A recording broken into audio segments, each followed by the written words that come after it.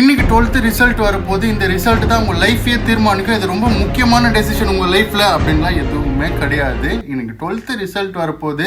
அது உங்க லைஃப் எல்லாம் தீர்மானிக்காது. உங்களோட ஹையர் ஸ்டடீஸ் நீங்க என்ன கோர்ஸ் பண்ண போறீங்கன்றதை மட்டும் தான் தீர்மானிக்கும். செல்லுங்களா, இன்னைக்கு நிறைய பேர் 12th எக்ஸாம் எழுதி ரிசல்ட்டுக்காக வெயிட் பண்ணிட்டு இருப்பீங்க. இல்ல இந்த வீடியோ பார்க்கும்போது ரிசல்ட்டையும் பார்த்துட்டு இருப்பீங்க. நிறைய பேர் பாஸ் பண்ணிருப்பீங்க. ஒரு சில பேர்னால எக்ஸாம்ல பாஸ் பண்ணிருக்க முடியாது. ஒரு சில சப்ஜெக்ட்ல பாஸ் பண்ண முடியாம தவற விட்டுட்டு இருப்பீங்க. அதுக்காகலாம் யோசிச்சு ஃபீல் பண்ணிட்டு இருக்காதீங்க. முதல்ல பாஸ் பண்ணவங்களுக்கு வாழ்த்துக்கள். உங்களோட ஹையர் ஸ்டடீஸ்க்கு என்ன பண்ண போறீங்கன்றதை யோசிச்சு நிதானமா முடிவு பண்ணிட்டு காலேஜ் தேடுங்க. முக்கியமான விஷயத்துக்கு வரும். ஒரு சில சப்ஜெக்ட்ல பாஸ் பண்ண முடியாம தவற விட்ட அந்த ஸ்டூடெண்ட்ஸ்க்காக சொல்றேன். தெலுங்குல இன்னைக்கு வாழ்க்கையில சாதிச்ச பல பேரு எக்ஸாம்ல ஃபர்ஸ்ட் டைம் ஃபெயில் ஆனவங்க தான். அதுக்கப்புறம் இன்னொரு சான்ஸ் இருக்கு அப்படின்றத நீங்க மறந்துடாதீங்க. அதை சொல்றதுக்காக தான் இந்த வீடியோ. ஃபர்ஸ்ட் அட்டெம்ப்ட்ல ஃபெயில் ஆனா என்ன, வாழ்க்கையே போயிடுச்சா? நெக்ஸ்ட் அட்டெம்ப்ட் இருக்கு. பொறுமையா படிச்சு பாஸ் பண்ணுங்க. அப்படியே 2-3 அட்டெம்ப்ட் எடுத்தாலும் 1 வருஷம் டைம் இருக்குங்க. 1 வருஷம் கழிச்சு போய் காலேஜ் சேருங்க. ஐயோ நான் ஃபெயில் ஆயிட்டேன், அப்பா திட்டுவாரு, ஆட்டுக்குட்டி திட்டுவாரு, எல்லாரும் என்ன நினைப்பாங்க, சுத்தி இருக்கவங்க எல்லாம் என்னன்னு கேட்பாங்களே அப்படின்றதெல்லாம் யோசிக்காதீங்க. உங்களை கேட்கிற யாருமே உங்க லைஃப்ல கூட வர போறது இல்ல. சப்போஸ் நீங்க ஃபெயில் ஆயிட்டு இருந்தீங்கன்னா நெக்ஸ்ட் என்ன பண்ணலாம்ன்றத யோசிங்க.